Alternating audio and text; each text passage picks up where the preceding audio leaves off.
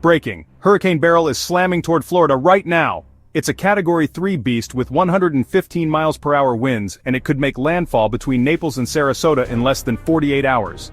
Massive storm surges, up to 10 feet, are expected to hit Fort Myers and Cape Coral. Tornado watches, already issued. 5,000 National Guard troops deployed. Shelters open. Evacuation orders in effect. This storm could hit twice, once in Florida, and again near Georgia or South Carolina. Don't scroll past this. Share this video. Subscribe. This is serious. This is Nature War USA. We bring real updates, not rumors.